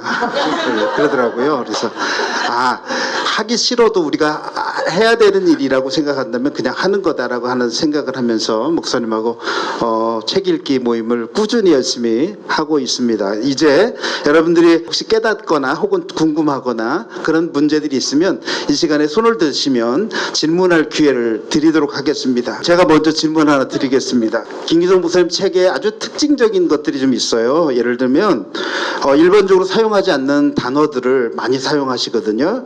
제가 이 책에서도 120쪽에 서름한 삶이 푼푼해지지라고 하는 그런 단어도 쓰고, 무질러 145쪽에는 무질러 버린다고 하여 직수굿하다라고 하는 단어도 쓰시고, 시루죽은, 그 다음에 이드거니, 는적거리며 허룹숭이, 바루어진다, 실떡거린다, 뭐 이런 단어들을 굉장히 많이 쓰셔서 사실은 신기하기도 하고, 그래서 제가 메모를 했는데, 이런 단어들을 많이 사용하시는데 혹시 그런 단어들을 어떻게 찾으시고 또 사용하시는지 굉장히 저는 늘 궁금하게 생각하고 있었습니다. 말씀해 주시면. 예, 우선 이제 변명부터 해야 될 것 같은데, 어떤 변명이냐면은 사람들이 왜 그런 일반인들이 잘 알지 못하는, 일상적으로 쓰지 않는 단어를 많이 쓰냐, 그 얘기는 너 잘난 척하는 거지. 그런 질문인 거죠. 뭐 그런 동기가 전혀 없다고 얘기할 수 없겠는데, 사실은 이제 제가 그런 단어들을 사용하는 까닭이 있습니다. 어떤 까닭이냐면, 몇 년 전에 이제 문학비평가인 연몽 선생님이 쓰신 책을 이렇게 읽다가 좀 놀랐습니다. 뭐냐면 이제 그 한글 성경 번역이 한글 우리 한글 발전에 굉장히 큰 공헌을 했다고 하는 건 다 보편적으로 인정하는 바인데, 안병문 선생님은 그 연몽 선생님은 노골적인 기독교 신자 아니에요. 그런데도 뭐라고 얘기하냐면은 찬송가가 한국인들의 정서를 만드는데 굉장히 큰 기여를 했대. 이건 나한테 굉장히 깜짝 놀랄 만한 얘기였고, 그런데 그분의 책 가운데 이런 얘기가 등장합니다. 1920년대 30년대 소설가들과 2000년대 소설가들의 어휘량 분석. 근데 놀랍게도 1930년대 소설가들의 어휘량이 2000년대 소설가들의 2배입니다. 단어 수가, 내가 사용한 단어가 예를 들면 오늘 내가 10,000 단어를 쓴다면 그 옛날 100년 전 사람들은 20,000 단어를 가지고 인생을 살았다. 그 얘기가 의미하는 가 뭘까 생각해 봅니다. 그 얘기는 이렇게 두 가지로 제가 예를 들어서 얘기를 해보겠는데, 하나는 그 이누이트족들의 경우에는 눈 속에 살아가다 보니까 생활의 환경 속에서 눈이 생활과 밀접한 관계가 있어요. 그래서 그들은 눈이 내리면은 그 눈이 습기가 많은지 건조한지 뭐 바람에 어떻게 날리는지 색깔이 어떤지 이걸 가지고 자기의 삶을 결정해야 되기 때문에 그 눈빛깔을 나타내는 단어가 20몇 가지가 있대. 근데 영어로는 어떻게 되냐면 화이트입니다. 그러면 여러분, 세상의 모든 언어가 어떤 민족이 가지고 있는 언어들이 다 사라지고 하나의 심플한 단어만 남게 될 때 세상이 단순해서 좋을 것처럼 보이지만 그들의 내밀한 삶의 경험은 사라지는 거예요. 이게 난 굉장히 중요하다고 보는 것 가운데 하나인데, 조지 오웰의 1984 거기에 보면은 이제 빅브라더가 지배하고 있는 세상에 대한 얘기가 등장합니다. 근데 그 나라에서는 뭐냐면 뉴스피크라고 하는 단어를 사용해야 돼. 근데 그건 뭐냐? 어떤 단어들이 우리가 가지고 있는 이제 다양한 형용사의 변화 같은 거 있잖아요. 그런 거 다 못 쓰게 하고 한 단어만 사용하도록 만드는 거예요. 오희령의 축소입니다. 그게 뭐냐면 전체주의와 관련됩니다. 이게 조지 오웰이 얘기하고 있는 게 어마어마하게 중요해요. 그 사실이. 그래서 단어 하나가 사라지는 순간 우리는 세상을 바라보는 창문 하나가 없어진다. 내 삶의 경험이 없어. 이걸 내가 깨달았기 때문에 지금은 사용하지 않지만 과거에 우리 선인들이 사용했던 그 단어들이 삶의 어떤 경험을 얘기하는 걸까 관심을 갖기 시작한 거예요. 근데 이건 똑같이 성서 해석에 대한 이야기도 할 수 있겠는데요. 예를 들면 시편 기자들이 자기 하나님 체험을 얘기하기 위해서 하나님은 이러이러한 분이다라고 얘기 안 합니다. 그럴 수가 없어요. 다 은유를 사용합니다. 여호와는 나의 목자, 여호와는 나의 빛, 여호와는 나의 산성, 여호와는 나의 피난처, 여호와는 나의 구원의 뿔 등등. 그럼 그거 읽으면서 멋진 표현이냐 이러면 안 돼요. 여호와는 나의 피난처라고 하는 고백하는 이 사람의 삶의 자리는 뭐였을까? 여호와는 나의 반석 하는 사람의 삶의 경험은 뭘까? 수렁 속에 빠져 들어가는 것 같은 암담함을 경험하지 않은 사람은 여호와를 반석이라고 고백 못해. 내가 사방에서 공격당하고 피할 데가 아무 데도 없었던 그런 걸 경험하지 않은 사람이라고 한다면 여호와는 나의 피난처 그런 소리 못해. 그러니까 그 은유 속에 담겨있는 삶의 경험에 대해서 우리들이 생각을 하기 시작해야 돼. 이게. 그래서 우리가 그 문학을 얘기할 때도 두 가지로 얘기합니다. 하나는 thin, 얇은, 얄팍한 thin description이 있어요. 근데 thick, 두터운 description도 있습니다. 어떤 차이냐면 이런 거죠.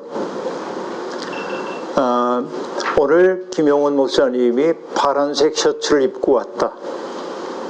이거는 얇은 서술입니다. 우리에게 정보만 주고 있는 거예요.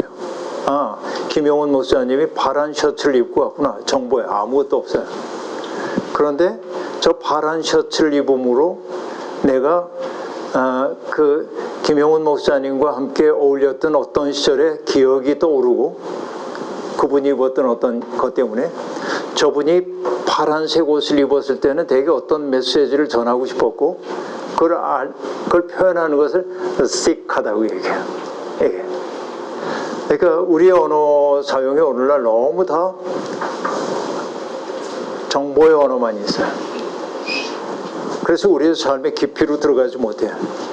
그래서 의도적으로 그런 단어들을 나침반 삼아서 조금 더 깊은 곳으로 가자 하는 거고, 처음으로 내가 이제 이런 우리말 그 단어를 많이 좀 봐야겠다 싶었던 게 홍명희 선생님의 인격정을 읽을 때입니다. 난 한국말이 아니야 그거.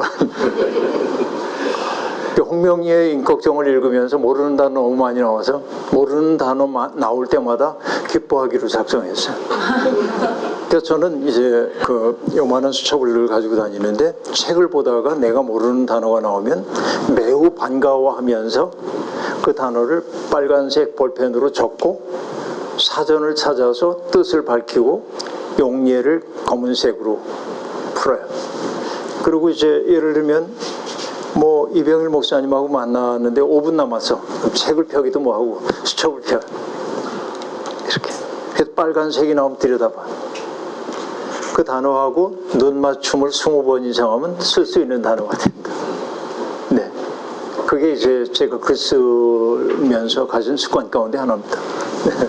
예, 제가 늘 궁금해하던 그런 내용이었는데 우리들의 언어를 더욱더 풍성하게 만들 수 있는 또 그런 그 풍성하고자 노력해야 되는 어떤 그런 모습인 것 같습니다. 감사합니다. 또 혹시 질문해 주십시오. 제가 지금 선생님 목사님 말씀 듣고요. 나름 결론이라고 지은 거는 역시 인간이 된다는 건 누군가와 얽혀 들어간다. 또 마지막에 또 언어가 중요한데 환대의 말. 우리는 환대의 말을 해야 된다. 근데 목사님도 목회를 오래 하셨는데 일상생활에서 지금 여기 계신 이런 분들은 참 인격적으로 훌륭하시고 참 목사님 책을 좋아하시고 이런 분들만 모였지만 그렇지 않은 곳이 많이 있잖아요. 살다 보면 또 특히 목회 현장에서도 지배적인 말을 한다거나 목사님 혹시 그런 분들 만나셨을 때 어떻게 하셨는지 조금 궁금해요. 네, 어떤 공동체에든지 좀 지배적인 언어를 사용하고 싶어하는 분들이 있죠. 지시하는 언어 사용하고 단정적인 언어를 사용하고 이런 분들이 본인들의 생각이 늘 옳다고 하는 주관적 신념 같은 것들이 강렬합니다.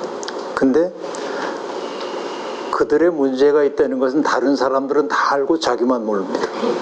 이게 이제 특색 가운데 하나인데, 그러니까 마치 이제 연암 박지원 선생이 이명증하고 코골이를 얘기하면서 코를 고는 사람은 다른 사람들은 다 아는데 자기만 모르고 이명증은 자기는 아는데 다른 사람 아무도 모르고 그렇잖아요. 기가 막힌 얘기인데 그렇게 지시적이고 강압적이고 이런 말들을 쓰는 사람은 자기들이 굉장히 옳다고 생각하는데 주변에 있는 모든 사람들은 그 사람을 볼편해야 한다는 걸 자기만 모릅니다. 나도 긁혀요. 그런 분들을 말을 듣다 보면 속상하고. 그런데 똑같이 되돌려 주려고 하다 보면 내가 더 힘들어. 그냥 뭐 말씀하도록 두고, 그리고 조금 방향을 바꿀 수 있도록 내가 그의 말을 조금 수용해 줄 때 그가 1도 정도 바꿀 수 있는 가능성이 조금 더 열리는데 내가 딱 대립하는 경우에 절대 안 바꿉니다. 우리가 잘 알잖아요. 논쟁에서 승리하는 건 진리일 데가 없어요. 언제나 성격만이 승리합니다.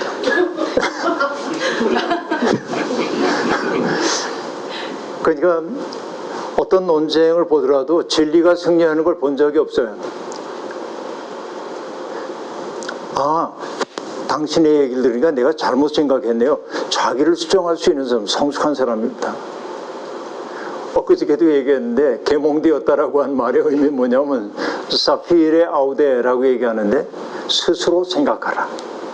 그런데 계몽된 사람의 enlightened라고 얘기할 때 계몽된 사람들의 또 다른 특색이 뭐냐면 타자와의 접촉을 통해 내 견해를 바꿀 수 있도록 열어두는 거예요. 그런데 그런 언어를 사용하는 사람들은 절대 바뀌려고 하지 않아요. 주님께 맡겨두고 그 일은 내가 어떻게 해보려고 하는 거 어려워. 다만 내가 그 존재를 온몸으로 거부하는 일을 하지 않으려고 애를 써야 하는 것 같아요. 그 정도로만 돼도. 예, 목사님 책 중에 납작한 정신이라고 하는 그 부분에서 제목에서 150쪽에 보면 사유할 능력이 없을 때 사람들은 판단의 언어를 사용하기 시작한다. 판단의 언어라고 하는 대신에 지배하는 언어라고도 바꿔도 무난하지 않을까 생각합니다. 굉장히 중요한 지점을 지금 지적을 해주셨는데 우리 이렇게 얘기해야 합니다. 헬만 헤세의 데미안에 나오는 유명한 얘기 있잖아요. 새는 알을 깨고 나온다. 새는 하나의 세계이죠. 그런데 아래 껍질이라는 걸 생각해 보세요. 아래 껍질. 이건 뭐냐면 안에 든 생명을 보호해 줍니다. 껍질은 중요합니다. 그러나 껍질에 또 다른 기능이 있어요. 그건 뭐예요? 때가 됐을 때 깨져야 돼. 그래야 안에 든 생명이 살아나요. 공부를 하는 사람들은 늘 새로운 걸 받아들여요. 근데 어느 순간에 공부를 멈추게 되면, 가던 길을 딱 멈추게 되면 그 다음에 머문 자리에서 뭐 하냐면 껍질을 두텁게 만들어. 그리고 그 껍질의 이름을 뭐라고 하냐면 확신이라고 그래요. 확신. 이 확신이 사람 잡아요. 네. 그래서 저는 그렇게 생각해요. 아주 고집 부리고 자기 독단적이고 그런 사람을 보면은 아, 공부를 멈춘 분이구나 하는 생각을 들하고 안타까워합니다. 예, 감사합니다. 또 다음 질문 해주세요. 그 여기 책 그 앞 표지에 보니까 이제 그 사람은 저마다 자기 삶의 저자다라는 그 문구가 있더라고요. 그래서 그 부분에 대해서 이제 자기 삶에 대해서 이제 목사님이 생각하시는 부분이 어떤 건지, 또 뒤에 부분 보니까 예, 이제 자기 삶을 살아내는 이들은 거룩하다. 네. 예, 목사님이 말씀하시고자 하시는 자기 삶에 대해서 예, 좀 듣고 싶다라는 생각을 했습니다. 어떤 분이 그 수학자인데 자기가 태어나게 된 그 가능성을 여러 가지 우연들이 접해가지고선 내가 태어나게 되는데 그 가능성을 수학적으로 계산해 봤더니 내가 이 세상에 존재할 가능성은 제로에 가까워요. 근데 내가 있어. 이게 기적이에요. 이게 나는 그냥 이걸 그냥 기적이라고 얘기 안 하고 우주적 기적이다. 이 광대한 우주 가운데 나라고 하는 존재가 없지 않고 있다. 이 기적이다. 그러니까 세상은 끝없이 우리를 비교합니다. 잘생겼다, 못생겼다, 똑똑하다, 무식하다, 뭐 등등 여러 가지를 비교합니다. 그러나 여러분 조금만 높은 자리에 올라가 보면 잘생기고 못생기고 그 별거 아니야. 똑똑하고 덜 똑똑한 것도 별것도 아니야. 북한산에만 올라가도 밑에 이렇게 지나가는 사람들 보면 내가 저기서 뽁딱 이고 살았단 말이지 상대화돼 보여요. 근데 더 높은 곳에 가서 본다고 한다면 여기에서 똑똑한 거하고 무식한 거 무슨 차이가 있겠어요. 그러니까 생명 그 자체가 신비이고 이건 어마어마한 선물이다. 우리가 그 사실을 먼저 받아들여야 한다는 생각이 들고, 근데 세상은 끝없이 우리에게 쓴맛을 보여주죠. 넌 못생겼어. 넌 공부도 못하잖아. 넌 뭐하잖아. 근데 떨어져서 생각해 보면 그게 내 삶에 그렇게 중요한 거 아니에요. 어떻게 보면 상대화되는 거예요. 일본의 그 어느 신부님이 신앙을 뭐라고 얘기했냐면 먼 빛의 눈길 그랬어요. 그러니까 떨어져서 바라보는 거야. 이렇게. 내가 밤낮 하는 얘기인데 어떤 일이 내게 닥쳐오면 예기치 않았던 일이 턱 닥쳐오면은 눈앞이 캄캄해. 그렇잖아요. 이 문제가 나를 압도하고 있기 때문에 그럽니다. 근데 하루 이틀 시간이 지나고 나면 조금 떨어져서 바라보게 돼. 이렇게 보다 보니까 이 문제도 보이지만 교장 선생님도 보인단 말이에요. 이렇게. 그러고 나면 이 문제가 나를 장악하는 힘이 적어져요. 그래서 어떤 나치를 경험했던 어떤 분의 책을 읽다가 이 대목에 이르게 됐습니다. 세상엔 두 종류가 있다. 하나는 뭐냐면 victimization이라는 말을 쓰는데 희생자 되기. 어느 날 갑자기 뭐 내가 길거리 갔는데 간판 떨어져가지고 머리 쳐서 내가 식물인간이 될 수도 있고, 그것은 우연히 벌어지는 사건이죠. 내가 선택한 게 아니지만. 그러니까 세상의 어떤 불행으로부터 내가 면제되어 있다고 얘기할 수 없어요. 닥쳐와 어떤 일들이. 난 지금 건강하지만 어느 날 장애를 입을 수도 있는 겁니다. 근데 이게 이제 victimization인데 희생자 되기인데, 희생자가 되고 난 다음에 두 가지 삶이 있어요. 하나는 뭐냐? 누구 때문에 내가 이렇게 됐어? 그날 내가 이러지 않았더라면, 그리고 그 사람은 왜 나한테 이렇게 불친절한 거야? 내 고통을 왜 이해해 주지 않아? 이러면서 거기에 붙들려 있는 상태를 뭐라고 했냐면 victimhood라고 얘기했어요. 희생자 의식. 그러니까 기왕 우리에게 주어져 있는 생이라고 한다면 내 생의 조건이 어떠하든지 간에 그래 이게 나지. 내가 밤낮 그렇게 얘기하면 안 돼요. 아니 어머니 아버지는 나를 좀 키를 180좀 되게 만드시지 겨우 170좀 넘게 해가지고 이래봐야 아무 소용없어. 그게 내 삶으로 받아들여야 하는 거죠, 이게. 그래서 내게 주어져 있는 삶을 옹골지게 살아내는 것이 난 거룩한 삶이라고 생각을 하는 거예요, 이게. 그래서 거룩함이라고 하는 것은 그런 건데, 제가 이런 얘기를 하곤 합니다. 성 어거스틴이 한 말인데요. 여기도 이제 있을 겁니다. 정확히 내가 쿼트를 못 하겠는데, 하나님의 인간을 만드신 까닭은 새롭게 시작하기를 원해서라고 얘기해요. 그러니까 나는 모든 인간은 새로운 시작이다. 그러니까 모든 인간이라고 얘기하지만은 이 자리에 있는 분 하나하나가 새로운 시작이에요. 그래서 새로운 시작이라고 한 말에 그 말의 의미는 뭐냐면 I can make a difference. 나는 차이를 만들어낼 수 있다. 그 얘기입니다. 그래서 그렇게 자기의 삶을 살아내는 것이 거룩함이고, 그건 하나님 보시기에도 좋을 거예요. 하나님이 기뻐하시는 일일 거예요. 그런 의미에서 했던 말입니다. 네. 그러니까 남을 카피하면 안 돼.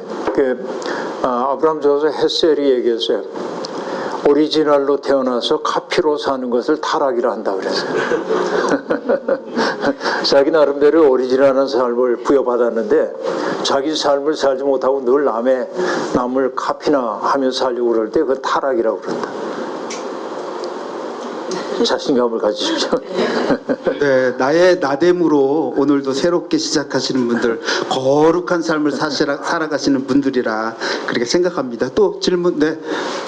목사님 책에서도 그 제러미 리프킨 회복력 시대 인용하시면서 우리를 인간답게 할 수 있는 것은 공감과 애착이라고 말씀하셨는데, 사실은 저는 지금은 공감과 애착이 부재된 시대가 아닌가 하는 그런 생각을 많이 하거든요. 그러면 이것이 우리가 너무나 필요하지만 부재된 이 시대에 우리가 좀 공감과 애착의 팔을 좀 넓게 벌리려면 우리가 어떤 발걸음을 내딛어야 하는지. 네. 그 얘기 똑같은 얘기인데요. 내가 여기에서 얘기 안 하고 넘어간 게 하나 있는데, 아까 일부러 빼놨는데, 제가 이제 미국에 가면은 조금의 시간이 남으면 스토원으로 갑니다. 스토원에 가면은 특히 이제 제가 벌몬트에 있는 스토원, 웨스턴 프라이어리라고 하는 데 가는 데를 좋아하는데, 왜냐면 음식이 좋아서. 음식이 좋아요, 진짜로. 근데 진짜 한적합니다. 그 스토어는 일주일에 5명의 손님을 받아요. 남자 5, 여자 5. 근데 여자가 1명도 안 들어와도 남자 6명, 7명 안 받아. 그냥 딱 그 숫자만 딱 받아요. 그러니까 가면 내 방이 있고, 그래서 거기를 늘 가는데, 그 웨스턴 프라이어리에서 자기들 수도 공동체의 목표를 이렇게 얘기합니다. 제가 번역한 건데요. 첫째, 고립의 대안으로 사랑의 공동체 만들기. 그래서요. 그러니까 세상은 끝없이 우리를 외롭게 만듭니다. 우리 어떤 분이 얘기했는데요.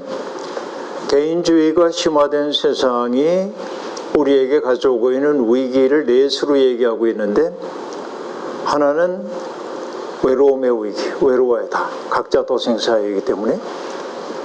또 하나는 의미의 위기. 내 삶의 의미가 뭔지를 모르겠어. 내 삶의 의미, 이런 것들. 또 하나는 그 서사의 위기이기도 한데, 이건 넘어가고, 마지막에 뭐냐면 부족주의의 위기, 그렇게 말하는데, 내가 외로운 마음이기 때문에 어딘가 속하고 싶어. 빌롱잉에 대한 욕구 같은 것들이 있어요. 누가 내 마음을 좀 확 붙들어줬으면 좋겠어. 외로우니까. 그때 딱 다가오는 게 2가지예요. 하나는 이단 종파입니다. 이단 종파. 또 하나는 정치적 과격주의입니다. 내가 이제는 세상의 중심 그러면서 과격하게 나가요. 이게 이제 그 위기가, 개인주의가 만들어낸 위기라고 얘기할 수 있습니다. 이게 현실이에요. 기본값이에요. 그럼 지금 우리에게 필요한 건 뭐냐면 공동체, 그러니까 서로가 함께 있는 게 참 좋은 공동체 만들어야 돼요. 이게 초기 교회가 보여줬던 거죠. 성령에 충만했던 공동체가 서로 기도하고 사도들의 가르침 받고 음식을 나누고 했던 것처럼 이 공동체도 나는 지금 질문하셨던 거기에 대한 대안이라고 생각해요. 이런 것들이 이런 발걸음 좋잖아요. 여기 있으면 우리가 적대감 같은 거 별로 안 느끼잖아요. 사랑의 공동체를 만들자, 작더라도. 근데 그 공동체를 만든다고 하는 여기에 이제 몇 가지 먼저 얘기하고 가면 그 첫 번째고, 두 번째는 뭐냐면 무의미에 저항하여 기도와 깊은 성찰의 사람이 되고. 무의미성, 내 삶에 의미가 없다라고 얘기하는데 깊이 들여다보면 내 삶이 기적이거든요.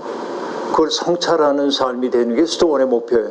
세 번째, 편견과 분열에 대한 대안으로 서로에게 환대 제공하기. 이곳에 들어온 사람들은 서로를 따뜻하게, 우리가 인류학자인 김현경 교수가 얘기하고 있는 것처럼 환대라고 하는 것이 타자가 내 속에 들어와서 편안하게 머물 수 있도록 공간을 제공하는 거라고 얘기하고 있는데, 그러니까 여기 서점 이름이 뭐였죠? 서다? 이곳에 오면 내가 받아들여져. 여기 오면 내가 사람 대접을 받아. 이 느낌을 받는 공동체를 만들어야 돼. 얘기 자꾸 곁길로 갑니다만은 원주에서 가르치셨던 모의당 장일순 선생님에게 어느 날 한 사람이 찾아와요. 선생님, 제가 식당을 차리게 됐습니다. 한 말씀 해주십시오. 그러자 모의당 선생님이 이렇게 얘기합니다. 자네 말이야, 자네 집에 찾아오는 손님을 하나하나 하나님처럼 대접해. 그리고 그 다음 얘기가, 그러면 돈 좀 많이 벌 거야. 이게 아니고, 그 다음에 뭐라고 하냐면, 그렇게 한 2년쯤 하면 자네가 도가 틀 거야. 그렇게 얘기하는데, 여기 서다에 찾아오는 사람 하나하나를 하나님이 보내신 사람으로 여기면 돈은 벌는지 난 장담 못 하겠는데 두 분이 도가 들 거라는 생각이 드는데요. 그러니까 그 얘기, 편견과 분열에 대한 대안으로 서로에게 환대 제공하기. 그 다음에 네 번째, 사람들을 소외시킬 뿐만 아니라 비인간화하는 노동에 대한 대안으로 인간적인 동시에 존엄한 노동하기. 존엄한 노동. 그 다음에 다섯째, 끙끙 앓고 있는 세계를 치유하기 위해 비폭력, 즐거움, 정의 그리고 평화를 지속적으로 추구하여 팔복의 징표로 살아가기. 네. 그러니까 세상이 이렇다고 말하지 말고 제가 얘기한 모든 인간 새로운 시작이다. 나로부터 시작하죠. 네, 그렇게 말씀드릴게요. 예, 감사합니다. 또 혹시 질문 있으세요? 네, 질문하십시오. 저도 이제 우리 동네에서 조그만 독서 모임을 꾸리고 있거든요. 이제 처음 시작할 때 다 한 9명에서 의욕적으로 시작을 하고 제가 이제 이렇게 꾸려 나가고 있는데, 나오겠다고 했는데 당일 저녁에 모임하는데 아침에 못 나오겠다고 하는 사람이 막 4명, 9명 중에 4명이 넘어간다든가, 어떤 책을 읽자고 본인이 이제 제안을 해서 그분을 위해서 이제 모임을 또 따로 꾸렸는데 정작 본인 안 나오고 저랑 다른 사람이랑 두 사람만 앉아 얘기를 한다든지 그렇게 하는데, 그럴 때마다 되게 마음에 상처를 입거든요. 이렇게 사람들이 이기적인데 내가 이렇게 희생을 해야 되나, 그렇게 마음의 상처를 계속 좀 입으니까, 그럼 어떻게 좀 회복을 하는 건지, 어떻게 살아야지 그런 마음으로부터 이기적이지 않고 내가 이기적이지 않게 좀 살아와야지, 이런 생각을 꾸준히 유지할 수 있는지 그런 비법이 있으면 좀 알려주셔서. 어떤 사람이 너무 선하게 사는 거예요. 그러자 신이 가브리엘 천사를 보내가지고 너 원하는 게 있으면 하나 꼭 들어줄게 하고 묻는데, 이 사람이 뭐라고 하냐면, 아니 난 바라는 게 없습니다. 아니야, 그래도 하나는 꼭 해야 돼. 내가 이 임무를 띄고 왔거든. 그러니까 보좌가 되게 해줄까? 아니요, 지금 있는 거로 충분합니다. 그러면 명예로운 사람이 되게 해줄까? 그건 제가 감당할 수가 없습니다. 그러면 병든 사람을 위해 기도해 좀 다 낫게 해줄까? 그건 직접 하십시오. 제가 할 일이 아닙니다. 다 거절하니까 이 천사가 좀 암담했어요. 이거 어떻게 해야 되는지 몰라서. 그래도 하나는 꼭 청해야 된다. 나를 위해서라도 좀 하나 청해다고 그랬더니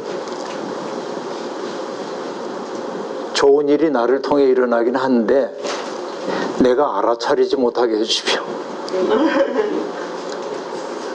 근데 나도 내가 이런 선한 일을 하고 있지? 내가 너한테 마음 써주는 거야. 그럼 저 사람이 내 기대대로 움직이지 않으면 되게 열받아요. 그래서 어느 때부터인지 그냥 나 좋아서 하는 거고 흥겨워서 모였으니 흥 떨어져서 안 오면 재미없나 보다 그러면 되는 거고 저는 굉장히 편안하게 그렇게 대합니다. 내가 이 사람들을 위해 뭐 해준다라는 생각부터 일단 내려놓고 그분들이 흥이 떨어졌나 보다. 그럼 난 새로운 걸 시작한다. 그래서 내가 이만큼 했는데 이 사람들 반응이 왜 이래? 속상하죠. 그러니까 저도 이제 제법 바쁜데 이 독서 모임 나도 그만하면 어떨까 하는 생각도 있는데 이분들이 안 떨어져. 그러니까 뭐냐면 나도 소중해 이 모임이 그냥. 그래서 오랫동안 오다 보니까 라포가 형성이 됐고 그냥 모임 좋은 거예요 이게. 그래서 그 라포가 형성될 때까지 조금 시간이 걸릴 수도 있겠다. 왜냐면 왔다가 떨어지는 사람도 있고. 근데 조금 더 지속하면은 그 속에서 이 모임이 정말 좋구나라고 느끼는 사람들이 생겨나고 코어 그룹들이 생기면 조금 행복해질 가능성이 있어요. 조금만 더 버텨보세요. 네. 네, 감사합니다. 우리 김기성 목사님하고 제가 독서 모임을 굉장히 오래 했는데 거기에도 부침이 많이 있었어요. 지금도 그렇지만 이렇게 훌륭하신 분하고 같이 독서 모임 하는데 왜 안 와? 근데 안 오는 사람들이 참 많고요. 나는 제 혼자 개인적인 생각은 그런 게 있어요. 나라도 가지 않으면 누구라도 함께 하지 않으면 이거 그만두자고 혹시나 하면 어떡할까 하는 마음이 정말 빠지지 않고 그런 마음이 들어서 저희가 독서 모임 하는 날은 과천에서 요즘에 모이거든요. 여기서 과천까지 전철 타고 다니면서 모임 끝나고 저녁 때 오고 그러니까 거의 하루를 비워야만 되는데 그래도 그 일을 통해서 지속이 되어야 또 누군가가 또 다음에 참석할 수 있고 또 다른 분들이 찾아오고 함께하고 그래서 굉장히 그 사명감 가지고 하고 있는데 나 때문에 한다고 생각하진 않고요. 그냥 즐거움으로 매우 가면은 내가 이해하지 못했던 것들을 이해하고 내가 읽지 못했던 것들을 함께 읽고 그래서 제가 김기성 목사님을 통해서 칼 세건이라고 하는 사람도 알았고요. 과학자, 천문과학자, 천문과학자면서 인문학자이기도 한 그런 많은 것들을 알게 돼서 감사한 마음으로 정말 그 감사한 마음으로 그렇게 하고 있거든요. 그러니까 아마도 좀 그런 마음을 가지고 좀 하시면 더 꾸준하게 더 잘할 수 있지 않을까 하는 생각을 갖습니다. 사실 잔치를 열어놨는데 안 오면 열받죠. 열받아. 못 온다고 얘기하면 서운하죠. 저희도 그렇습니다. 그러니까 김기성 목사님하고 같이 독서 모임 하는데도 저렇게 그렇게 이런저런 이유 때문에 못 오시는 분들이 참 많고요. 그래도 우리는 꾸준히 그냥 한다, 읽는다 이런 마음. 근데 우린 왜 이렇게 안 왔어? 이런 거 하나도 없어. 모두가 다 있는 만큼. 혹시 또 질문 있을까요? 들은 대부분 무신론자인데 목사님의 이 책을 사실은 제가 강매하듯이 너무 좋다 했는데 너무 되게 인상 깊고 유의미하게 읽었는데 카톡으로 질문을 보내줬는데 저희가 북토크를 하면 꼭 나오는 질문이에요. 작가님들께 인생책이라던가 아니면은 책을 추천해 주시고 싶은 책이 있으신지. 네. 저는 세 가지를 얘기하는데요. 구석기 인류로부터 이제 인간이 문명을 만들어내게 된 것이 이제 세 가지가 있다고 얘기하는데 첫째는 우리가 뭐 알타미라나 이런 그 동굴 벽화를 그리잖아요. 그러니까 사람들이 동굴 속에 들어가가지고 외부에 있는 짐승들을 머릿속에 추상화해가지고 그렸단 말이에요. 그러니까 기억을 한 거죠. 여기에 있는 동물을 내가 봤고 머릿속에 기억을 하고 있다가 그것을 추상화해서 앱스트랙트 하는 거죠. 그래서 그렸어요. 이게 이제 인간이 가지고 있는 능력 가운데 하나입니다.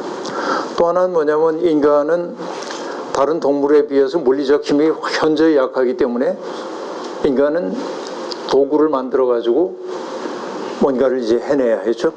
세 번째는 뭐냐면 내 가까운 가족이 세상을 떠나면은 짐승들이 이 주검을 훼손시키지 않았으면 해가지고 돌무더기를 쌓거나 항아리 속에 넣어서 묻었어요.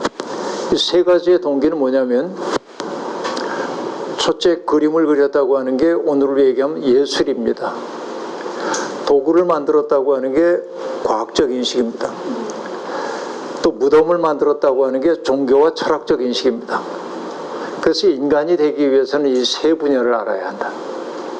그러니까 내 삶이 어떻게 구성되는지를 알기 위해서는 과학 공부도 해야 되고 그리고 종교에 대한 공부도 해야 되고 그래서 그 종교에 대한 공부 같은 것들 저는 사람들이 접근할 수 있는 게 카렌 암스트롱 같은 사람이 입문으로는 굉장히 좋다. 카렌 암스트롱의 여러 책들 그렇게 얘기하고 싶고 그 다음에 예술에 대한 공부를 좀 했으면 좋겠는데 그러니까 미술사라든지 음악이라든지 이런 것들 그건 본인이 좀 골라서 보면 좋을 것 같고 그 정도로만 얘기하겠습니다. 네. 예, 제가 이제 마지막으로 질문 하나 더 하고 마치도록 하겠습니다. 추상적인 사랑을 넘어라고 하는 그런 타이틀로 쓰신 것인데 두렵고 떨리지만 한 사람을 희생시키지 않기 위해 위험을 무릅쓸 때 우리는 비로소 신뢰 사회를 만들 수 있다. 그 잃어버린 한 마리의 양과 연결되어지는 그런 내용인데 한 사람 한 사람이 모두 소중하다라고 하는 그러한 내용인 것 같습니다. 혹시 여기에 대해서 좀 말씀해 주시면 좋겠습니다. 예, 유대인의 전설 가운데 전설이 아니고 이제 실제로 있었던 일일 가능성이 있는데 적들이 쳐들어와 가지고서는 성을 점령을 합니다. 그러면서 그 군인들이 뭐냐면은 너희들 가운데 여인 한 사람을 택해서 보내면 우리가 그 여인과만 즐기고 나머지 사람들은 다 자유롭게 해주겠다 하고 얘기합니다. 그럼 우리는 생각하죠. 우리를 대신해서 누군가가 좀 희생해줬으면 나만 빼고 그 생각을 다 하잖아요. 그리고 가장 힘없어 보이는 사람들을 희생양으로 선택할 가능성이 있습니다. 그러나 성서적 사고라고 하는 것은 모두가 희생되더라도 하나를 선택하지 않는 것. 그러니까 양 한 마리 지금 얘기를 했는데 99에 비해서 한 마리는 별거 아니니까 이걸 포기하고 밀어낼 수 있는 사회는 내가 고립되었을 때 언제라도 나를 버릴 수 있는 사회이기도 하죠. 그래서 이게 이제 종교적 세계관이 우리 사회에서 해야 할 일 가운데 하나입니다만은 세상은 끝없이 효율성 그리고 합리성 이런 걸 따지죠. 어느 게 더 무게가 있나 이걸 따집니다. 종교는 뭐냐면 그렇게 선택될 수 있는 하나를 소중히 여기고 지켜내려고 하는 게 종교적 세계관일 겁니다. 그 종교적 세계관이 무너지면 세상은 장터가 되어버리고 맙니다. 그래서 한 사람이 천하보다도 귀하다고 하는 게 성경의 일관된 이야기인데 그것을 굳건하게 붙드는 게 우리 사회에 대한 강력한 저항이다 하는 생각이 들어요. 예, 감사합니다. 아마도 여러분 한 사람 한 사람이 너무나 소중하다라고 하는 그런 메시지 아닌가 생각이 됩니다. 여러분 장시간 함께 참여해 주셔서 감사드리고요. 김기성 목사님 오랫동안 좋은 말씀 많이 들려주셔서 감사합니다. 우리 박수 한번 해드리겠습니다. 감사합니다.